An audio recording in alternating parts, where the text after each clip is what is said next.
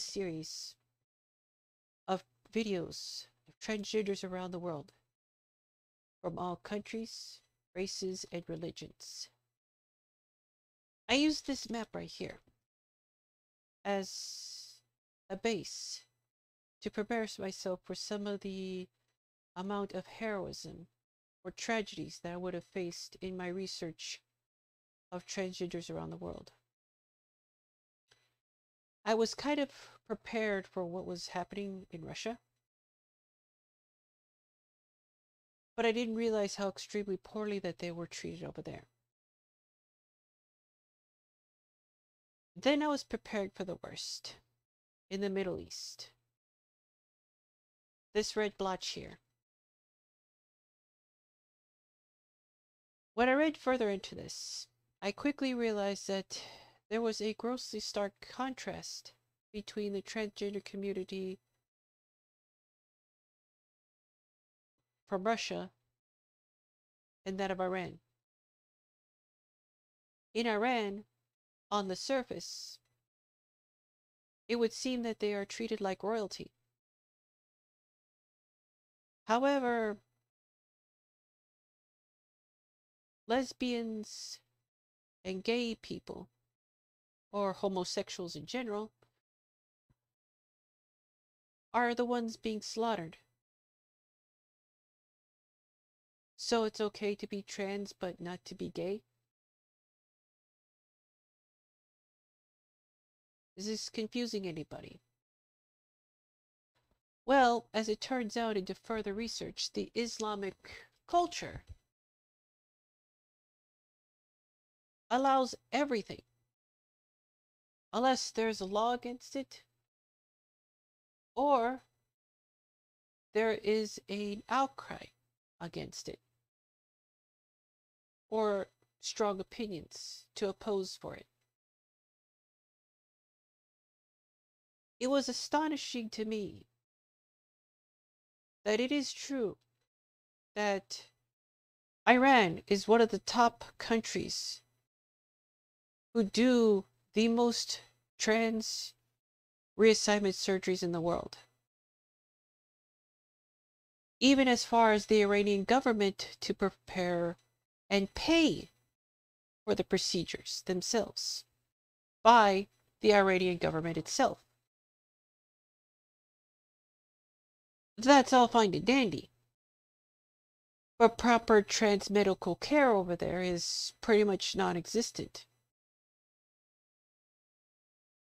In fact, the procedures over there are performed in less than a day.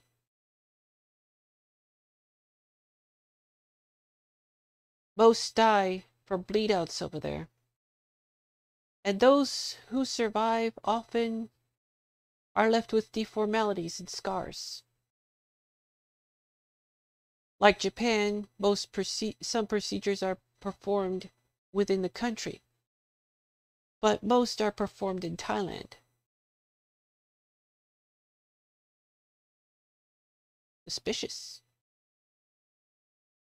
As transgender is accepted, it's not really all flowers and rainbows once the procedure is done and you somehow miraculously survive it. Essentially, what happens next is pretty devastating. In fact, I don't even know why people still live over there in Iran or Iraq. Once you sign the papers to assert your new gender identity, you must leave all your belongings, your friends, and your family behind, and live in another country, or town, for that matter. Essentially, when you become a transgender, you literally die and get reincarnated. Once that happens, everyone treats you like a stranger. Once you transition, family and friends only know you as the boy or girl previous to your transition, And they don't even bother to acknowledge the new you.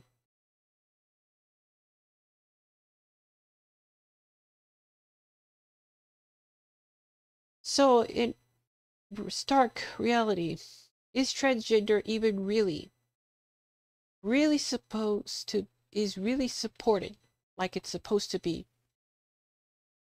The answer is a blatant no. You have a fighting chance to live as a transgender individual, but at the cost of friends and family. As far as gay and lesbians are concerned, they are arrested and sentenced to death. Or, in some cases, police take it into their own hands and just throw you in the back of a car, beat you up, and kill you in the back of a building.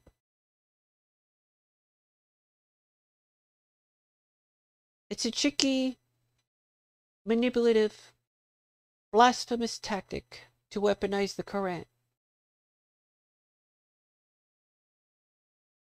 To be a member of the LGBT community is entirely non-existent. Africa will unfortunately be transgender compliant before Iran or Iraq even have a chance to.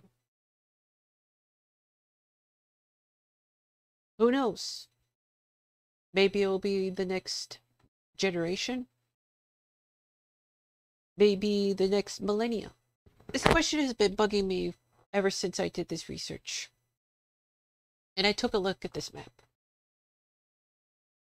I want everybody in the activist community to take a look at this map. And I want you to think hard about this question. Compared to these two countries of the United States and Iran, do you really think here in the United States we are treated that unfairly? As far as the transphobes out there, do you like how Iran runs its government? Before you answer that question,